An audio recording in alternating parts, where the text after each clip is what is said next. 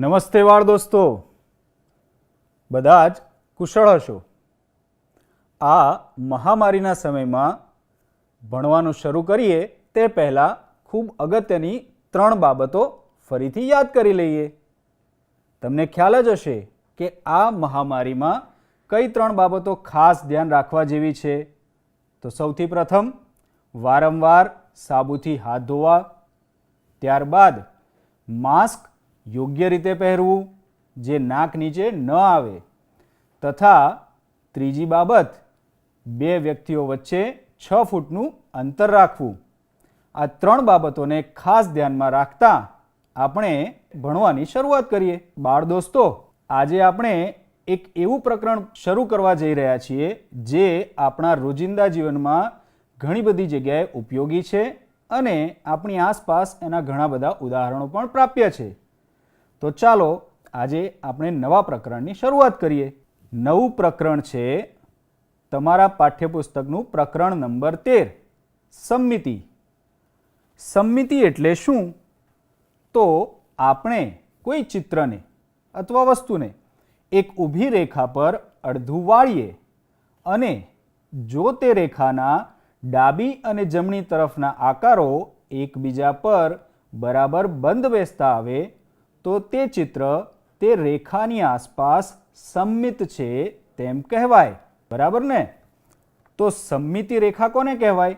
તો જે રેખાની ડાબી અને જમણી તરફના ભાગ એકબીજા પર બંધ બેસતા આવે છે તે રેખાને સમમિતિની રેખા કહે છે. અહીં સ્ક્રીન પર એક પતંગિયું દેખાય છે. હવે આ પતંગિયાના ચિત્રમાં તમે નક્કી કરી શકો કે આ ચિત્ર સમમિતિ ધરાવે છે કે નહીં? તો કઈ રીતે નક્કી કરી શકાય કે આ ચિત્ર સમમિતિ ધરાવે છે કે નહીં? તો તેના પર આ ચિત્રને એવી જગ્યાએ આપણે એક ઊભી રેખા દોરીએ કે જેથી તે રેખાની ડાબી અને જમણી તરફના ભાગો એકબીજા પર બંધ બેસતા આવી શકે. તમે જોઈ શકો છો કે બીજું ચિત્ર પણ છે જે ખૂબ જાણીતી ઇમારત છે. તાજમહેલ. તમને અંદાજ આવે છે કે તેમાં પણ સમમિતિની રેખા મળી શકે તેમ છે. હવે સમમિતિ રેખા કેવી રીતે દોરવી તે આપણે જોઈએ. પતંગિયાના ચિત્રમાં તમે જોઈ શકો છો કે તેની વચ્ચોવચ્ચ મેં એક ઊભી રેખા દોરેલ છે. તેની અંદર તમે જોઈ શકો છો કે તેની ડાબી તરફનો ભાગ અને જમણી તરફનો ભાગ બંને સરખા છે. એટલે કે જો પતંગિયાના ચિત્રને ઊભી રેખા એટલે કે સમમિતિની રેખા પરથી વાળીએ તો બંને ભાગો એકબીજા પર બંધ બેસતા આવી શકે. તેવું જ બીજા ચિત્ર એટલે કે તાજમહેલના ચિત્રમાં કરી શકાય. અહીં જોઈ શકાય છે કે તાજમહેલના ચિત્રમાં જો આપણે ચિત્રની વચ્ચોવચ્ચ એટલે આમ જોઈએ તો ચિત્રના અડધો અડધ ભાગ કરીએ તો ત્યાં જે ગળી પડે ત્યાં જો આપણે રેખા દોરીએ તો તે રેખા ચિત્રના 2 સરખા એટલે કે તેનો ડાબો ભાગ અને તેનો જમણો ભાગ બંને એકબીજા પર બંધ બેસતા આવે તે રીતે ગોઠવાય છે. સમમિતિ. તમારી આસપાસ ઘણા બધા એવા ઉદાહરણો હશે કે જેમાં આ પ્રકારની સમમિતિ જોવા મળશે. ઘણા ડિઝાઇનરો, મોટાભાગના આર્કિટેક્ટ્સ, ઘણા બધા લોકો સમમિતિનો તેમના બિલ્ડિંગોને અને ચિત્રકારો પોતાના ચિત્રને ખૂબ સારું દેખાડવા માટે અથવા તો આકર્ષક બનાવવા માટે સમમિતિનું ધ્યાન રાખે છે. હવે તમારી પાસે અહીં સ્ક્રીન પર તમારા પાઠ્યપુસ્તકનું એક ચિત્ર છે. અહીં અલગ અલગ 6 આકારો દર્શાવ્યા છે. તેમાં આપણે સમમિતિની રેખા દર્શાવવાની છે. સમમિતિની રેખા એટલે એવી રેખા કે જે દોરવાથી આપેલ ચિત્ર અથવા આકૃતિના એવા 2 ભાગ થાય કે જે એકબીજા પર બંધ બેસતા ગોઠવાઈ શકે. તો તેવી રેખાને આપણે સમમિતિ રેખા કહીશું. ચાલો, તમારી પાસે પાઠ્યપુસ્તક હાજર જ છે. તેમાં પણ તમે પેન્સિલ અને ફૂટપટ્ટીનો ઉપયોગ કરીને મારી સાથે સાથે સમમિતિ રેખા દોરતા જવાનો પ્રયત્ન કરો. બરાબર છે બાળ દોસ્તો? સૌથી પહેલી આકૃતિમાં એક તાળું દેખાય છે. તેને તમે નક્કી કરી શકશો કે ક્યાં આગળ આપણે સમમિતિ રેખા દોરી શકીશું? જુઓ, આ રીતે એક સમમિતિ રેખા દોરવામાં આવે તો તેના બે એક સરખા ભાગ થાય છે. બરાબર છે? તમે આ જ પ્રકારે દોર્યું હતું ને? ચકાસતા જજો કે તમે સમમિતિ રેખા દોરી છે એ બરાબર દોરી છે કે નહીં. બીજી આકૃતિમાં આપણને એક પ્યાલો દેખાય છે, તેને પણ આપણે વચ્ચેથી એવી રીતે સમમિતિ રેખા દોરીએ કે જેથી એના બે સરખા ભાગ બને. હવે શું તમને લાગે છે કે ચિત્ર સી ની અંદર સમમિતિ રેખા દોરી શકાશે? શું આ ચિત્ર સમમિત છે? ચાલો વિચારો તો. ચાલો આપણે સમમિતિ રેખા દોરવાનો પ્રયત્ન કરીએ અને પછી ચકાસીએ કે એની કોઈ પણ રેખા સમમિતિ રેખા દોરીએ છીએ તો તેનાથી બનતા બે ભાગ સરખા થાય છે કે નહીં. આપણે જો આ રીતે એક ઊભી રેખા દોરીએ તો તેની ડાબી બાજુનો ભાગ અને જમણી બાજુનો ભાગ એકબીજા પર બંધ બેસતા આવી શકતા નથી. ચલો હજી બીજો એક પ્રયત્ન કરીએ. જો આપણે આ રીતે આડી રેખા દોરીએ તો પણ જોઈ શકાય છે કે આ આકૃતિમાં તેની ઉપરનો ભાગ અને નીચેનો ભાગ બંને એકબીજા પર બંધ બેસતા આવતા નથી. તો બાળ દોસ્તો, આપણે બે અલગ અલગ રેખાઓ દોરીને ચકાસી જોયું કે આપેલ આકૃતિ સમમિત છે કે નહીં. તો આપણને ખ્યાલ આવે છે કે આપેલ આકૃતિ સમમિત નથી, એટલે એને એક પણ સમમિતિ રેખા નથી. બરાબર છે? આ જૂના જમાનાનો ટેલિફોન છે. તમે અત્યારે મોબાઈલ ફોનથી ટેવાયેલા છો એટલે આ તમે ક્યાંય જોયું નહીં હોય. હવે આ ચિત્રમાં આપણે પ્રયત્ન કરીએ કે આ સમમિત છે કે નહીં. શું તમે વિચારી શકો કે મારે સમમિતિ રેખા કેવી રીતે દોરવી પડશે? જો આપણે આ રીતે સમમિતિ રેખા દર્શાવીએ તો આ ચિત્રના સરખા બે ભાગ પડશે કે જેથી તે બંને એકબીજા પર બંધ બેસતા આવે. બરાબર છે? તેથી આ ચિત્ર એટલે કે ચિત્ર ડી ને એક સમમિતિ રેખા છે. હવે પાંચમા ચિત્રની વાત કરીએ. તમે તમારી જાતે પ્રયત્ન કરો કે સમમિતિ રેખા કેવી રીતે દોરશો કે જેથી આ આકૃતિના બે સરખા ભાગ થાય. કર્યો પ્રયત્ન? તો ચકાસો કે સાચું છે કે નહીં. આકૃતિ ઈમાં જો આપણે સમક્ષિતિજ રેખા એટલે કે આડી રેખા દોરીએ તો તે રેખા આ આકૃતિના બે સરખા ભાગ કરે છે, એટલે કે ઉપરનો ભાગ નીચેના ભાગ પર બંધ બેસતો આવી જશે. આકૃતિ એફમાં તમે એક સમમિતિ રેખા દોરવાનો પ્રયત્ન કરો. જો મેં અહીં સમમિતિ રેખા દોરેલ છે જેથી તેની ડાબી તરફનો અને જમણી તરફનો ભાગ એકબીજા પર બંધ બેસતા આવે છે. શું આ ચિત્રમાં માત્ર એક જ સમમિતિ રેખા હશે? તો આ સિવાય કઈ રીતે અથવા તો કેટલી સમમિતિ રેખા દોરી શકાય તે તમે નોંધો અને તમારા શિક્ષકને બતાવજો. હવે આપણે સમમિત આકૃતિઓ બનાવવા માટેની એક પ્રવૃત્તિ કરીએ. તેના માટે તમારી પાસે શાહી અને એક દોરી હોવી જોઈએ. તમે પતંગનો દોરો લઈ શકો અથવા તો સીવવાનો દોરો પણ લઈ શકાય. કોઈ પણ પાતળી દોરી તમે લઈ શકો છો અને તેને રંગમાં બોળીને અલગ અલગ સમમિત આકૃતિઓ બનાવી શકીએ. તો તમે જુઓ, મારી પાસે રહેલી દોરીને હું આ રીતે કોઈ પણ એક આકારમાં ગોઠવી દઉં છું. હવે તમે જોઈ શકો છો કાગળ પર મેં ગળી પાડેલ છે. હવે ગળી પાડેલ ભાગ પરથી હું કાગળને વાળું છું અને આ દોરી પર દબાણ આપીને બીજા ભાગ પર તેની છાપ પડે તે રીતે આપણે પ્રયત્ન કરીએ. હવે કાગળને ખોલતા તમે જોઈ શકો છો કે એક સમમિત આકૃતિ તૈયાર થાય છે. તમે જોઈ શકો છો કે તેનો જમણી તરફનો ભાગ અને ડાબી તરફનો ભાગ બંને એક સરખા છે, એટલે કે એકબીજા પર બંધ બેસતા આવે છે. ચાલો આપણે બીજી એક આકૃતિ બનાવવાનો પ્રયત્ન કરીએ.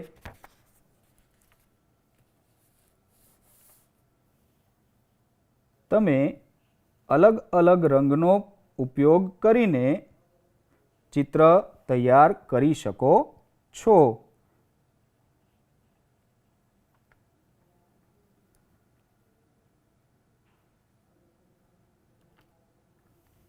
તમે અહીં જોઈ શકો છો કે મેં કોઈ પણ અનિયમિત આકાર લીધો છે અને અગાઉ કહ્યું તેમ શું કરીશું, ગળી પાડેલ ભાગથી આપણે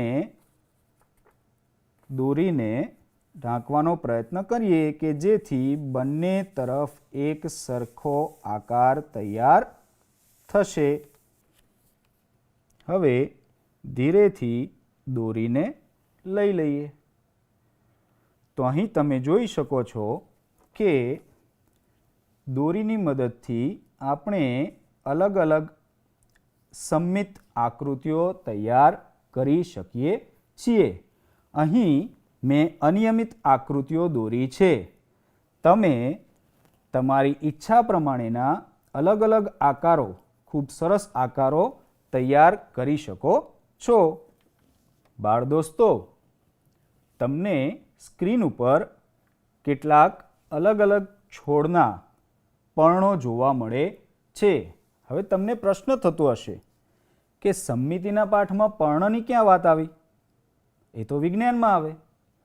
ના, પર્ણની વાત તો વિજ્ઞાનમાં આવે, પણ તેના આકારોને તમે જુઓ તો આકારો તો આપણે ગણિતમાં ભણીએ છીએ ને. હવે તમારે આ આકારોને જોવાના છે અને તેમાં કયા કયા પર્ણો સમમિત છે, એટલે કે સમમિતિ રેખા ધરાવે છે, તે નક્કી કરવાનું છે. ધારો કે આ પર્ણને આપણે 1 નંબર આપીએ, આને 2 નંબર, આને 3 અને આને 4. તો શું તમે કહી શકો કે કયા નંબરનું પર્ણ સમમિત છે અને કયા નંબરનું પર્ણ સમમિત નથી, એટલે કે સમમિતિ રેખા ધરાવતું નથી? ચાલો પ્રયત્ન કરો તો. ચાલો, અહીં પર્ણ 1 અને પર્ણ 3 તે સમમિતિ રેખા ધરાવે છે, જ્યારે પર્ણ 2 અને પર્ણ 4 સમમિતિ રેખા ધરાવતા નથી, એટલે કે સમમિત નથી. ચાલો આપણે પ્રયત્ન કરીએ કે આપણે જે જવાબ મેળવ્યો છે એ સાચો છે કે નહીં. તો આપણે પર્ણને, એના 2 ભાગને એકબીજા પર બંધ બેસતા આવે છે કે નહીં તે ચકાસીએ. પર્ણ 1ની ચકાસણી કરીએ તો પર્ણ 1નો એક ભાગ બીજા પર આ રીતે, જે વચ્ચે તેની શિરા દેખાય છે ત્યાંથી વાળીએ તો બંને ભાગ એકબીજા પર બંધ બેસતા આવે છે, જે તમે જોઈ શકો છો. બરાબર છે. તેથી જ આપણે પર્ણ 1ને સમમિત આકૃતિ તરીકે ઓળખી. તે જ રીતે પર્ણ 3ની વાત કરીએ. પર્ણ 3માં પણ આપણે તેની જે વચ્ચે શિરા છે, મધ્ય શિરા, ત્યાંથી વાળીને જોઈ શકીએ છીએ કે તેના બંને ભાગ એકબીજા પર બંધ બેસતા આવે છે. આથી તેને આપણે સમમિત આકૃતિ તરીકે ઓળખીએ છીએ. પર્ણ 2માં જો આપણે મધ્ય શિરાથી તેને વાળીએ તો બંને છેડા એકબીજા પર, બંને ભાગ એકબીજા પર બંધ બેસતા નથી. જુઓ, તમે જોઈ શકો છો. બરાબર છે. જો આ રીતે પણ કરીએ તો પણ તેના બંને ભાગ એકબીજા પર બંધ બેસતા નથી. તેના આકાર પરથી આપણને ખ્યાલ આવે છે કે આ આકાર સમમિત નથી.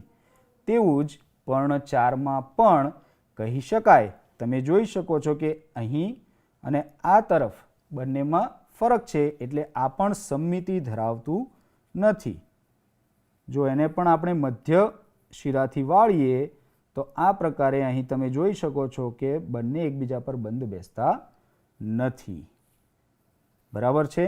તો આ જ રીતે તમારી આસપાસની વસ્તુઓમાં પ્રકૃતિમાં ક્યાં ક્યાં સમમિતિ છે તેની યાદી તૈયાર કરો.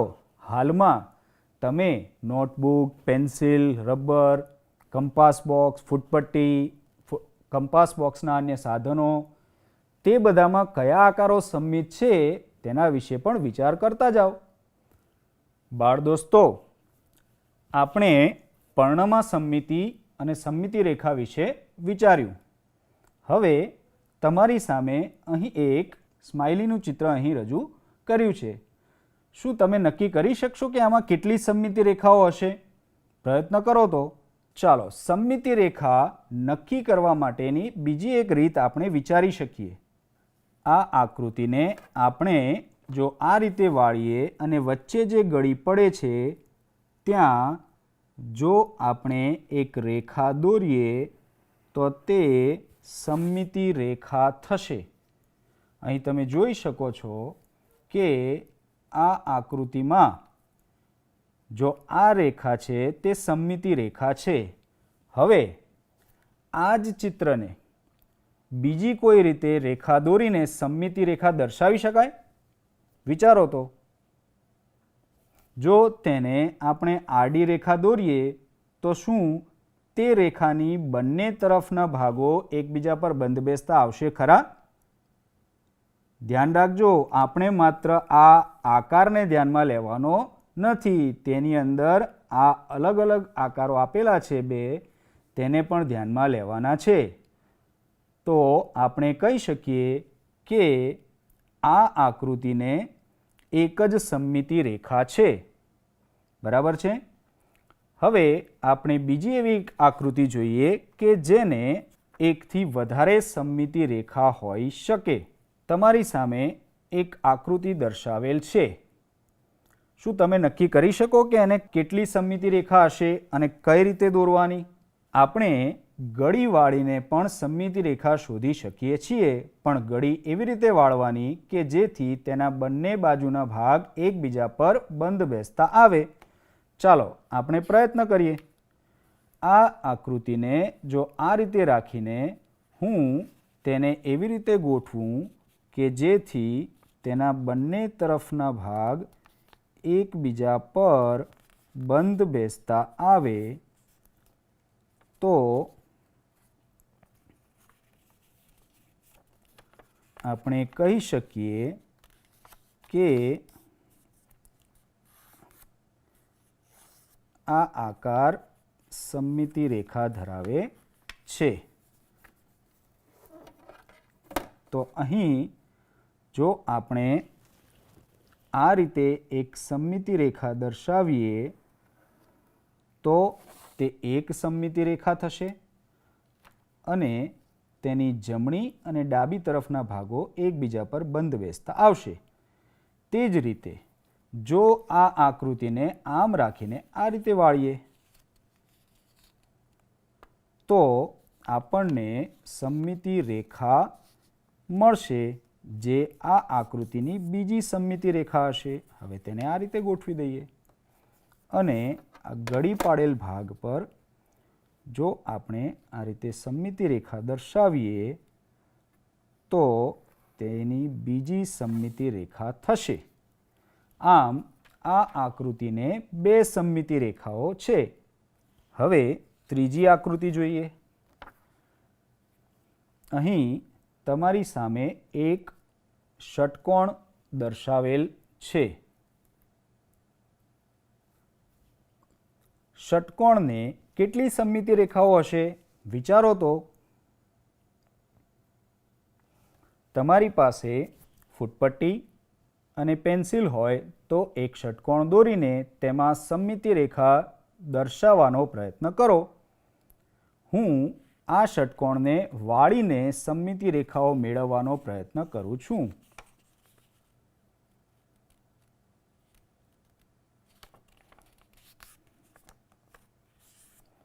આ રીતે વાળીને એક સમમિતિ રેખા, ફરી પાછું આ બંને બાજુએથી તો આપણને બીજી સમમિતિ રેખા મળશે.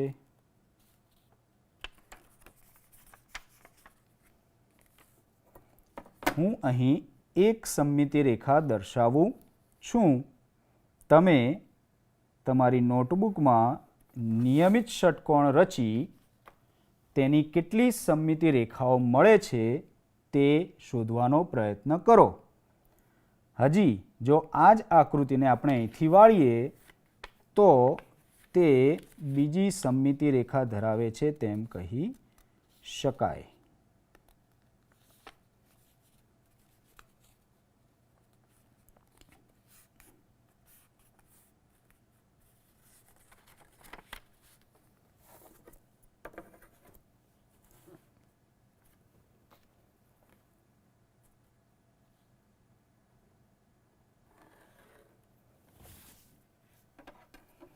બરાબર છે.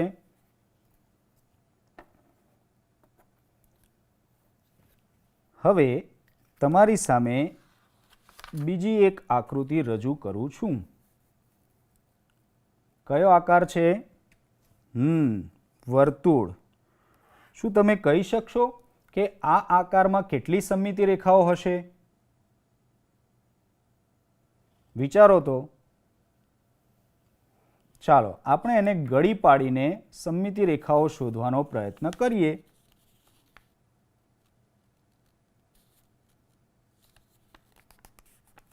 આ રીતે એક,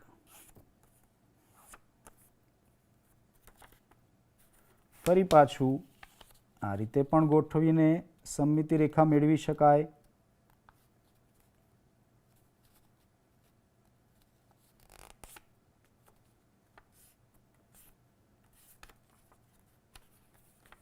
તો અહીં તમે જોઈ શકો છો કે મારી પાસે બે ગળી પડેલ છે, એટલે કે હું બે સમમિતિ રેખા દોરી શકીશ. હજી વધારે સમમિતિ રેખાઓ દોરી શકાય? ચાલો પ્રયત્ન કરીએ. જો હું એને આ રીતે વાળું તો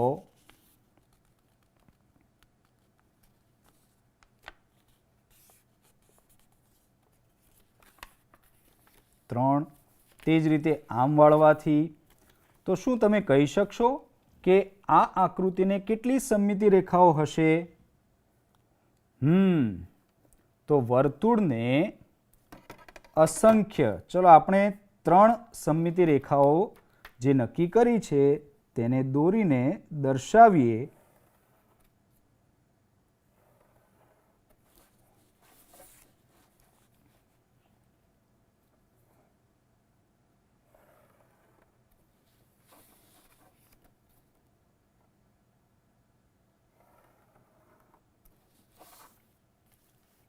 બરાબર છે બાળ દોસ્તો.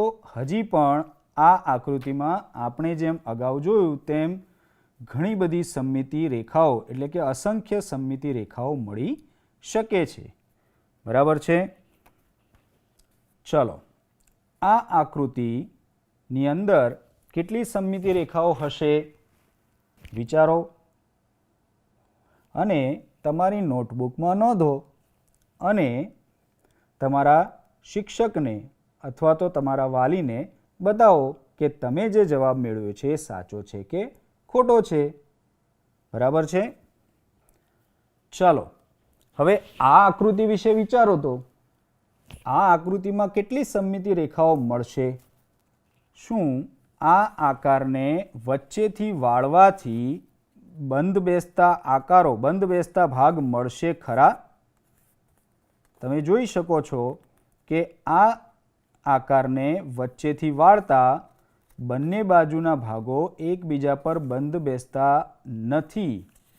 તો આ આકૃતિને આપણે સમમિતિ નથી, એક પણ સમમિતિ રેખા નથી તેમ કહી શકીએ. આવી આકૃતિને અસમમિત આકૃતિ કહે છે. તો બાળ દોસ્તો સમમિતિ વિશે ભણવાની મજા આવી ને? હવે આજનો સવાલ છે કોણ માપકને કેટલી સમમિતિ રેખા હોય છે? કોણ માપકને કેટલી સમમિતિ રેખા હોય છે? કોણ માપક એટલે તમારા કંપાસ પેટીમાં રહેલ ખૂણો માપવાનું સાધન.